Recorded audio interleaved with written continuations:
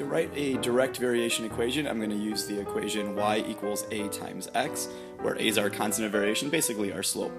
So using that equation, I'm going to plug the point they give me as a solution or a point on the graph, and remember x is first and then y comes second. I'm going to plug those values into this y equals a times x equation to solve for a. So y is 8, a is unknown to us for right now, and then x is negative 4.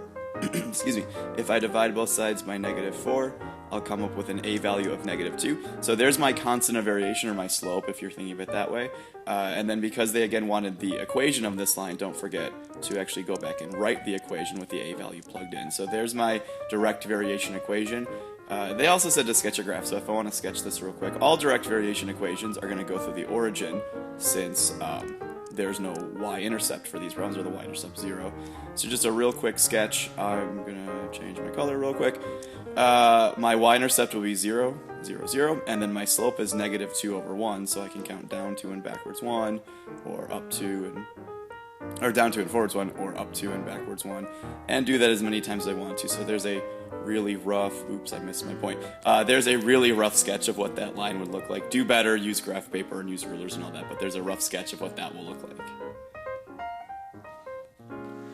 I can also use my direct variation equation to solve real-life problems. So in this case, they tell us that we have the diameter of a hailstone varying directly with the formation time, meaning the longer it takes the hailstone to form, the bigger it's going to be, or the less time it takes to form, the smaller that diameter will be. So let's go ahead and write an equation for this, and then we'll answer this question down here using our equation to make a prediction. So let's see. My direct variation equation is y equals a times x. Well, one thing that might be helpful in this case is to swap out your variables for things that make sense in this problem. And my advice would be to go in the order the variables are presented. So diameter comes first, so I'm going to say d equals, a is still a because that's my constant of variation, and then it varies directly with the formation time. So the Yax equation becomes the dat equation in this case.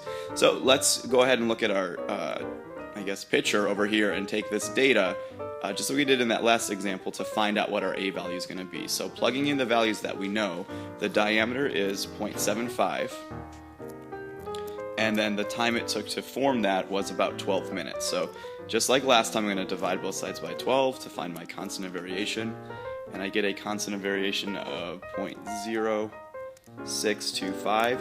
And then remember, I want to write the equation for this, so since that's my constant, I'm going to go ahead and say d equals 0.0625, the a value, times the formation time. So now I have an equation that can tell me how big the hailstone is going to be no matter what time it takes to form. If the time increases, the diameter should increase as well. If the time is shorter, the diameter should be smaller as well. So let's use that equation down here to make this prediction. So we want to know the hailstone's diameter. We just found the constant of variation to be 0.0625, and we now want to multiply that by our new formation time, 20. Well, since the old formation time was 12 and we're now up to 20, we should get a diameter bigger than the last one, so that would be a good way to check our solution. So when I go ahead and do this multiplication, I do get a bigger number. I get a diameter of 1.25, and we're working with inches here, so I'll label that answer 1.25 inches. Now, some people figure out really quickly they can use proportions to solve these problems.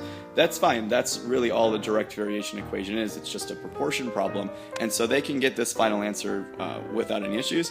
However, sometimes using proportions, it's difficult to find that a value, so just be careful. If they ask you for the equation, you're going to need to do a little bit of work. You can use proportions, but you may have to do a little bit of, practice using it to figure out how you can find that a value from proportions.